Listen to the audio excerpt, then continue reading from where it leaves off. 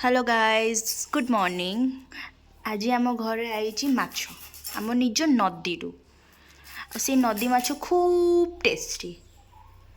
मीनू से नदीटा ना कौन खरस्रोता। अच्छा आज आपण मैंने आमर माछ रेसिपी देखिए और माछ रेसिपी भल लगे लाइक शेयर सब्सक्राइब करेंगे। तो बर्तमान माछ रेसिपी प्रथम स्टेप हूँ माछ कटा। तो देखो केते सुंदर भाव माछ जदि आप काटी न जानी देखो नानी आज्ञा माछ पर फोकस कर। हाँ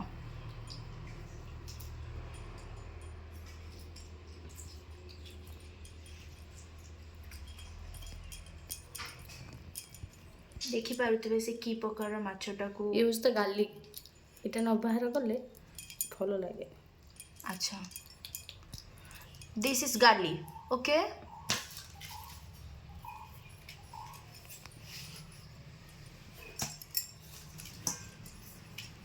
आपण मैंने देखते से कि प्रकार माछटा को काटुंट आपण यहाँ कौन घसुंट आज हम पाउंस लगे जब घषा हाँ तो काटिला बेले हाथ खसेनी। यहाँ है देसी टुटका जब आपण मैंने जानी ना तो थोड़े ट्राए करूँ निश्चय।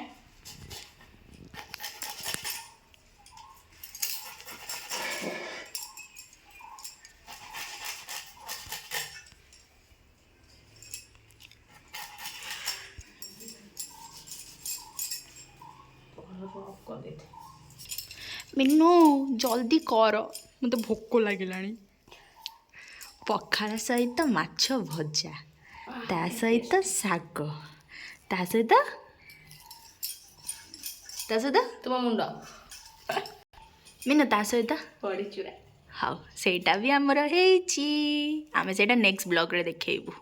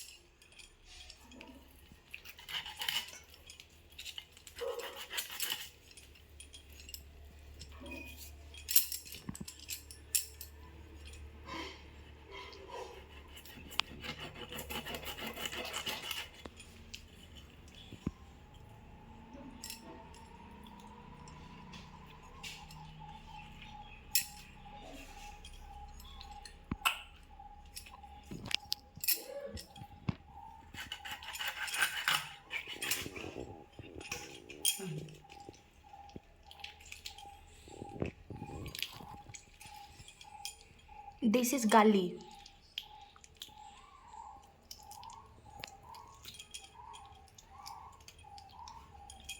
पोहला माछर गार्लिक ना कौन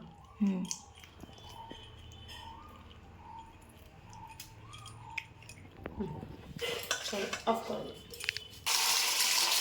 एबे धुआ होउची माछ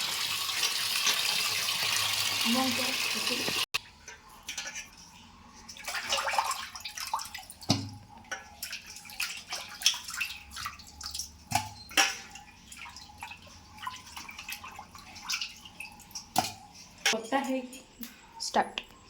देखो आगे केते सुंदर भाव में पोहला माछ कटा है केते सुंदर भाव में धुआ हो सारा पर तादर हलदी आ लुण दिज्व आ तेल दिज्व। देखो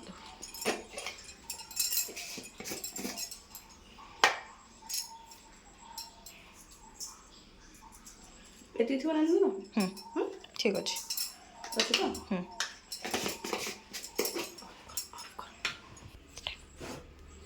तापर जस्ट अल्प तेल मैग्नेट कर मैग्नेटेड प्रॉपर्ली